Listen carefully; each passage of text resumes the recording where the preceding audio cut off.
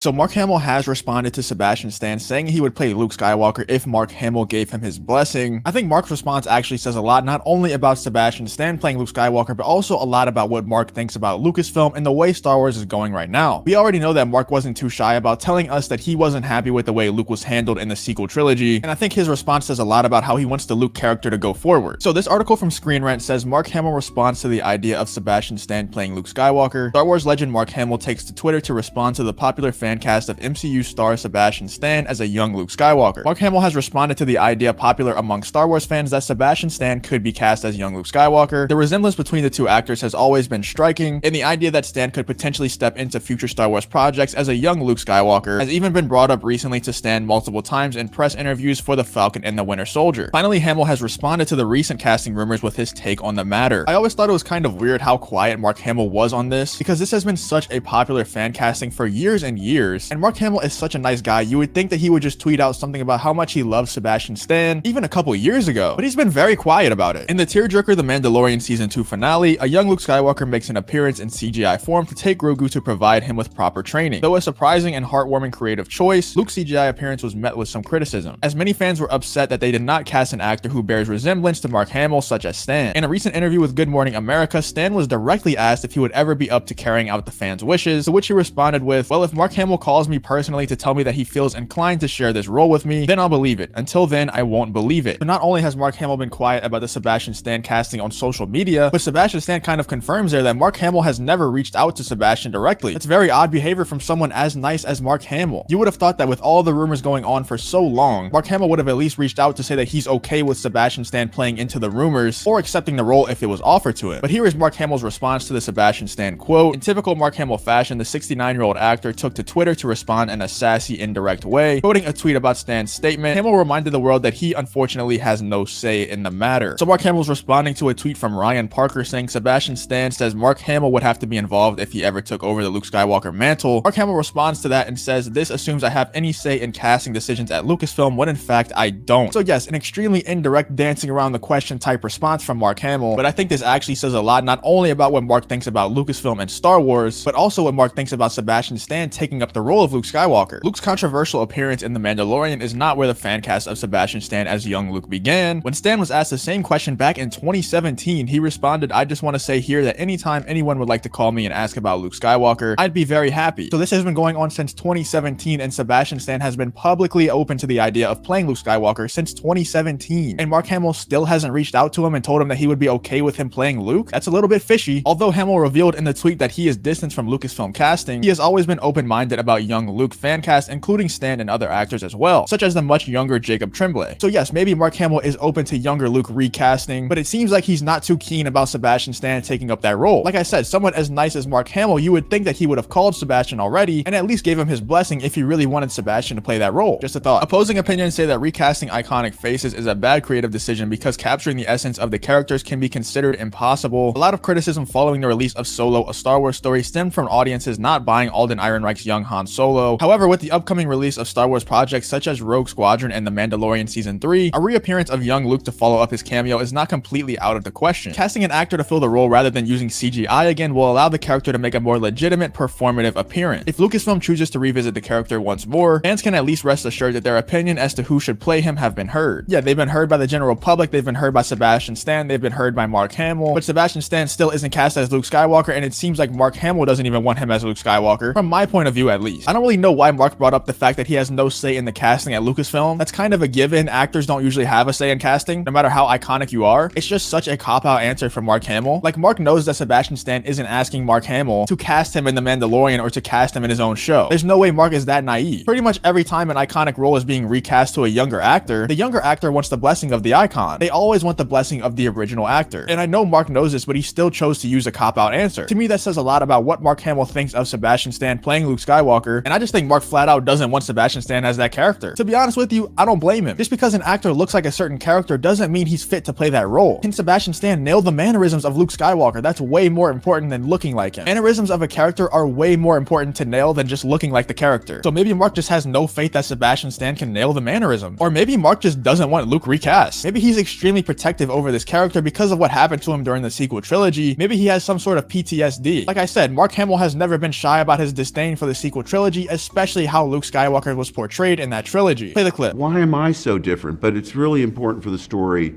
and I came to realize, first of all, it's not my story anymore. You know, we really have to tell the story of the new protagonist. So, you know, eventually you have to trust